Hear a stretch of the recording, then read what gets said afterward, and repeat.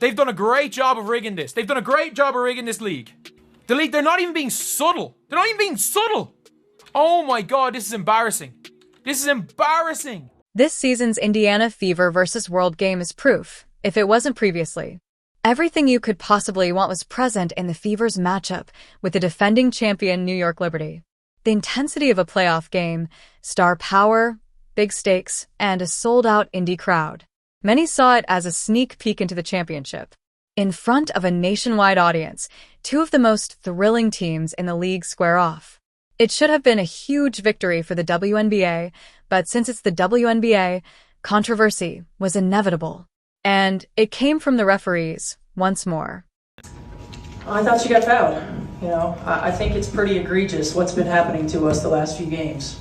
A minus 31 free throw discrepancy. And I might be able to understand it if we were just chucking threes, but we're not. We're attacking the rim. And the disrespect right now for our team has been pretty unbelievable. So it's disappointing, that it doesn't go both ways, or it hasn't gone both ways. Fans were left scratching their heads or cursing at their screens, much like in the previous season. There were missed calls, dubious infractions, and moments that gave the defending champions the upper hand. The indignation came quickly. Fans and commentators called it out on social media. The WNBA referees are getting destroyed. And I mean, they are getting crushed online.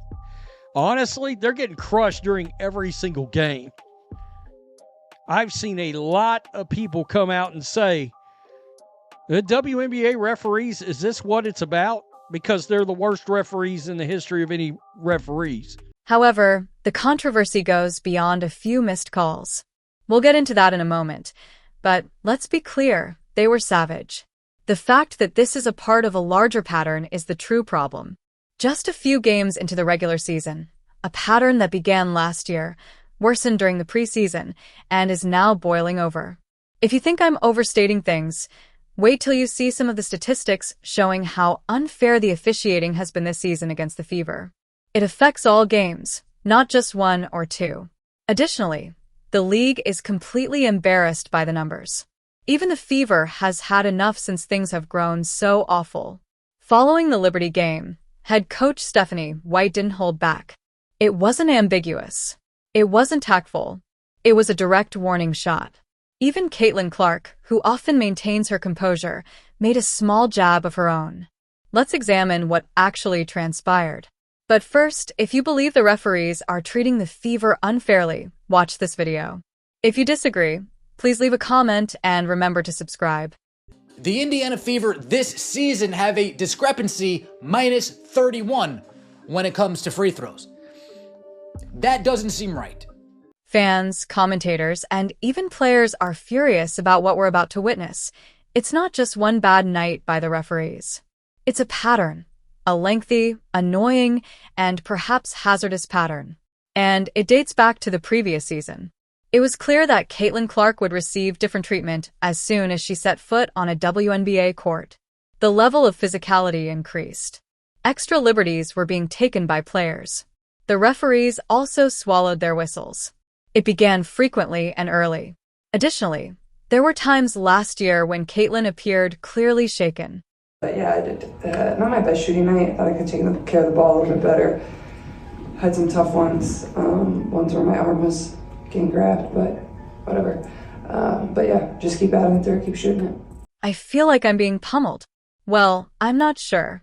I'm glad Christy got a tech as well. I'm not sure. Naturally, there was also the Kennedy Carter incident.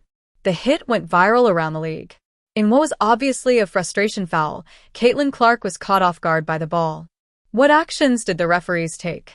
Instead of calling it a flagrant, they referred to it as a common foul. For many supporters, it was the tipping point. What else would be upgraded in real time if not that? The worst part was that there were still more non-calls. They followed Caitlin all the way to the postseason. Even in the playoffs last year, do we not remember when Caitlin Clark is shooting a layup and she's in the air and Marina Mabry commits a block, a hit on the arm, a blocking foul, whatever hit on the arm foul, everything. She just comes late and is like, Caitlin's not getting a layup. Jumps sideways into her, takes her arms out, knocks Caitlin on the ground, and then stops because she knows she's fouled, and the referees are like, play on, play on. To be honest, there are simply too many examples to cover in a single video. The missed calls alone might be used to create a whole documentary. Furthermore, no one is requesting a bubble wrap rulebook in this situation. Because Caitlin Hard is Caitlin Clark, players will always play her. On most nights, she is the best player on the court. There's a target on your back with that. Hard fouls and allowing the game to flow are also not a problem. However, the issue is that there hasn't been any consistency. It didn't get much better during the preseason, and the Fever constantly appeared to get the short end of the foul stick. I mean, they have 9 baskets, and I have them unofficially with 7 right-handed layups. Clark found a hole in the defense. Now Caitlin's going to wait for Aaliyah Boston here. Goes over the top, Boston, the catch fading away, goes off the glass. There were no free throws for Caitlin Clark. 0. It's not because she wasn't fouled either. The referees were blatantly ignoring it, which is why. There is already a distinct trend in the first few games. Clark makes contact, drives, is hacked, and nothing happens. Whistles remain in the pockets. The annoyance finally exploded. She picked up a tech simply for pointing out the obvious, and you could tell by her body language. It is kind of interesting that Caitlin Clark hasn't been to the free throw line at all. Additionally, the disparity persisted in the 3 regular season games preceding the game versus the Liberty. In a minute, Stephanie White will present the astounding numbers. Even though we are discussing day-to-day discrepancy, some people chose to ignore it, claimed that things would calm down and the officiating would become more reliable. It's just early season stuff. The Fever's big game versus the reigning champions, the Liberty, was the ideal test. Let's be clear before we get into the controversy. This was a fantastic, dramatic game. Both teams showed up, the crowd was boisterous, and the intensity was on par with the playoffs. I can't believe what I'm about to say. The Indiana Fever, with the strongest, loudest, most intimidating home court advantage in all the WNBA, just got robbed at home. I saw it with my own 2 eyes live on CBS. Making spectacular plays all around the court, Lexi Hull was a spark plug. Aaliyah Boston also reminded everyone of the reasons she was selected first in 2023. As you could see, Caitlin and Aaliyah had a strong bond. The chemistry was clear. Aaliyah was finishing well in the paint, while Caitlin was threading the needle on passes. They were interacting throughout play, reading each other, and posing serious challenges to New York's defense.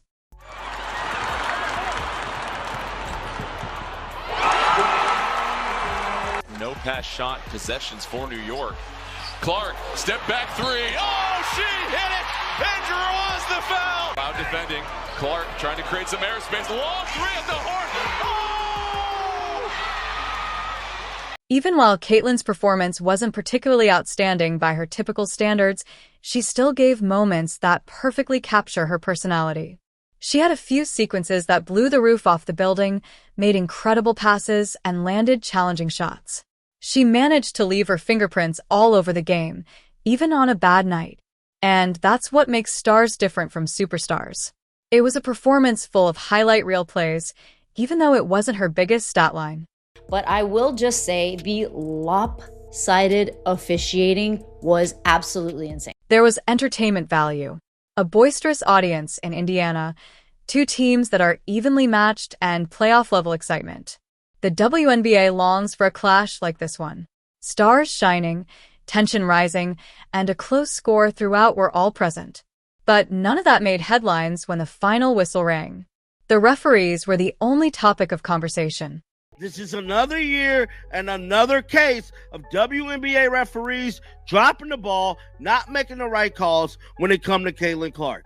The disparity in foul calls was blatantly obvious. With 32 attempts, the Liberty were living at the free throw line. The Fever, meanwhile, is just 15. That is more than twice as much. That kind of discrepancy is not only apparent, but also important in a close game like this one. Furthermore, the way the fouls were called was just as important as their quantity. While Caitlin and her teammates were being body checked without a whistle, the Liberty were receiving touch fouls. Two distinct sets of rules seem to be in effect. They just kept shoving Caitlin. They're like, well, they can't just keep calling fouls. I'm like, they're literally just running around hacking her. The referees have made it like a point that this is how you beat the Fever. You hack them. You don't even, it's not being physical. You just hack them. Because the referees are going to allow them be hacked. Late in the game with the Fever, hack them. Not being physical, hack them. Don't go for the ball, hack them. Then there's this, though. Similar to the preseason and the entire previous season, Caitlin Clark was being hacked, but the referees chose to ignore it. No protection, no calls. And eventually, it begins to feel intentional, as if they are making a statement to the league as a whole. It's open season to guard Caitlin Clark. It was one of the worst referee games I've seen. The referees for again, what, the second game in a row, I guess? Definitely for the second game of the season, the referees swallowed their freaking whistles. Continued to call fouls. They're literally just running around hacking her, I think. This is how you defeat the Fever, the officials have emphasized. They're hacked by you. You don't even being physical is not what it is. Because the referees will permit them to be hacked with the Fever later in the game. You simply hack them. Hack them. Being non-physical. Take use of them. Avoid going for the ball. Take use of them. If the refereeing wasn't already nasty overall, the game's closing moments made it much more so. Game on the line, tie game. The Fever have an excellent opportunity to upset the current champions. The referees then assumed control. Literally, the Fever have a chance to win the game, to go up 2, they jump through her back. Caitlin Clark shooting a shot, and Natasha Howard does the dumbest thing she can possibly do by fouling Caitlin Clark on a 3-point shot, and you ignored it. There are multiple fouls on the play, multiple fouls. She hacks her across the wrist as she's reaching to try to slap the ball away, and it was just an arm hack, just a hack. And then as Caitlin tries to go up into, she's going left, but she's trying to go up into her shooting motion, there's body foul, and then there's an arm foul. First, with the Fever trying to grab the lead after the game was deadlocked, Duana Bonner was blasted after driving to the basket. What was that play? Oh my god, this is rigged. She got yanked, fell on her hip. That's a hack! Oh my god, they hacked Duana Bonner and they hacked Caitlin Clark. They are both hacks. They hacked Fever twice, and then there was a phantom foul called on Sabrina Ionescu. Massive physical touch. Everything that should cause a whistle to sound, yet nothing. The phantom foul then appeared. Lexi Hall didn't make contact with Sabrina Ionescu. Instead, she played excellent defense. Nevertheless, 2 free throws were given out. It was the final blow to the gut. Sadly, the referees weren't finished. The worst of them all, the last possession, came next. To the hip. Clark jumps it off. Bonner blocked at the top. Here, and Caitlin Clark was fouled several times during the final opportunity to tie or win the game, yet the referees ignored the whistle. Caitlin was enraged. Her arms were out, screaming in shock, and you could instantly see it on her face.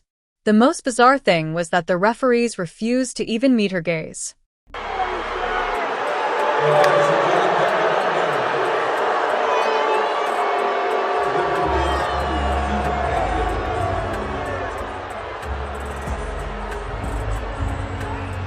WNBA experts were completely shocked by what they had just witnessed. It's taken 4 games for Stephanie White to say, you know what? I've had absolute enough. Game 1, okay. Game 2, okay. Game 3, all right. But today was the last straw. Shout out to Stephanie White. The Fever coach stood up for her team. She demanded respect and she blasted the refs. It wasn't limited to analysts either. Social media users were furious with the referees since this wasn't just a few missed calls. The irregularity of this game made it clear that prejudice against Caitlin and Fever is still prevalent. Fans noticed that while her opponents were receiving free throws for making fleeting contact, Clark was being battered on drives without a whistle. I feel like I'm getting hammered. I don't know. I appreciate Christy getting a tech too. I don't know. And that's the problem. It's not an isolated incident.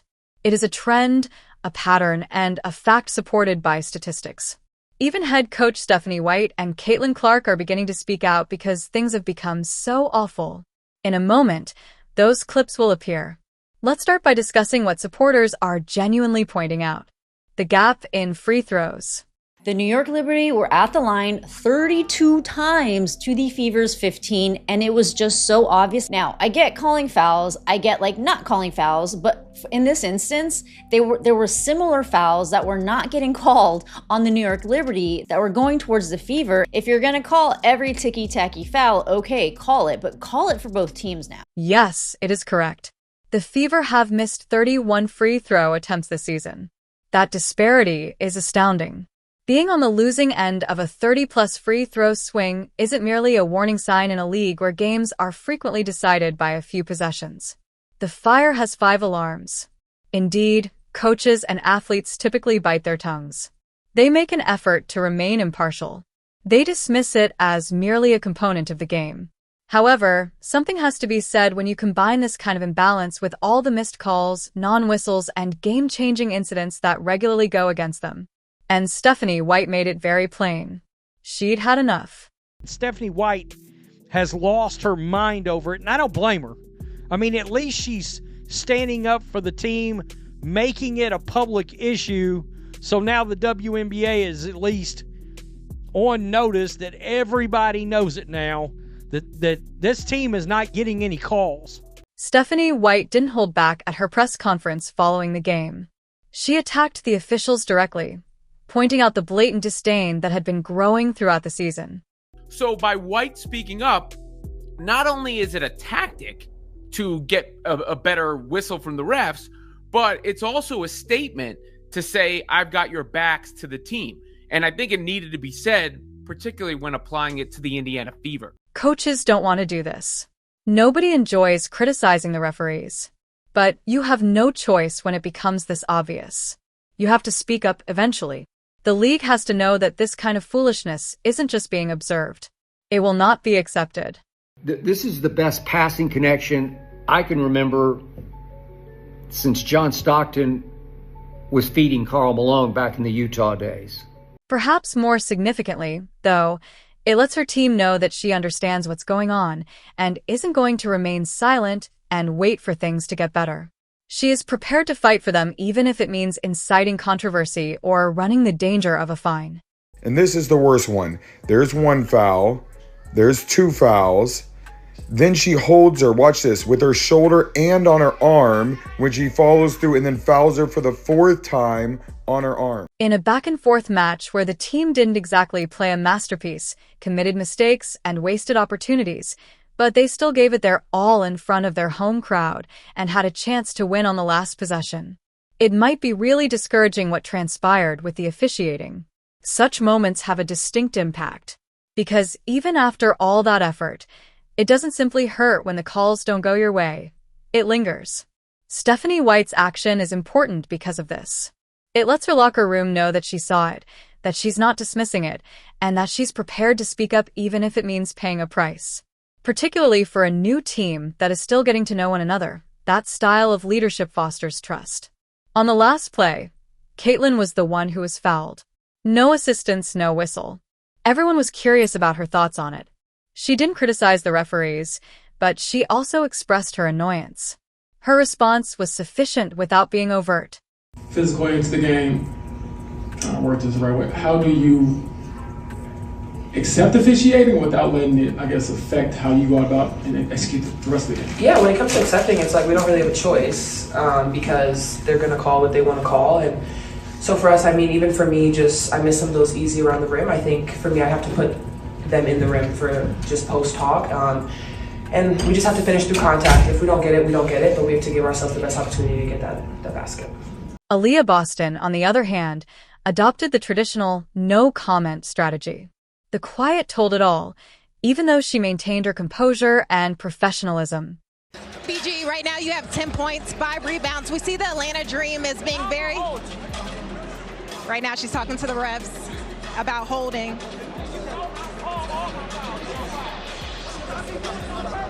We're going to send it back to you guys. Very important question. Here's the thing now. The fact that the officiating has been a persistent issue is worse than how it affected the game's outcome. Additionally, it is harming the league's reputation. Because this is more than a single missed call during a critical moment. Millions of fresh people are witnessing this pattern and trend in action. A whole new audience has been drawn in by Caitlin Clark. Fans who are familiar with basketball but may not be familiar with the WNBA. These folks are familiar with the game. They are aware of what constitutes a foul. They are able to distinguish between whistles that are fair and those that are utterly ridiculous. More significantly, they watch every play every night. They are therefore not perplexed when they witness one side routinely being given the benefit of the doubt while another team is unable to purchase a call. They're irritated. Caitlin Clark games aren't the only ones. The fever isn't the only thing. The league as a whole is frustrated.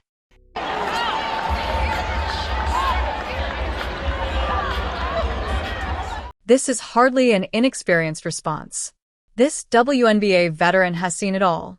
Even she has had enough. The league is currently attempting to convert followers of Caitlin Clark into ardent WNBA supporters. However, they're shooting themselves in the foot rather than grasping the opportunity. The officiating has been careless, erratic, and occasionally downright embarrassing. The worst possible message is conveyed when you combine it with viral lowlight reels, such as Angel Reese catching 5 membounds off her own misses in less than 20 seconds. It's not just poor basketball. It's a disaster for branding. Star players who are either playing worse than your younger brother on a toy hoop in the driveway or who are being hacked without any calls cannot be promoted. More people than ever are observing. And it all happens in front of millions of people, missed calls, missed assignments, and biased whistles. Favoritism and unintentional mistakes are not appropriate at this time.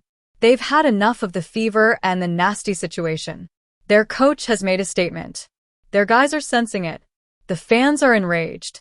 Will the league intervene before it's too late? Since they have the opportunity, the audience is there. However, they will lose both if they don't get things together quickly. You are a goat for sticking with me, so if you're still here, please leave a remark. I'll see you later.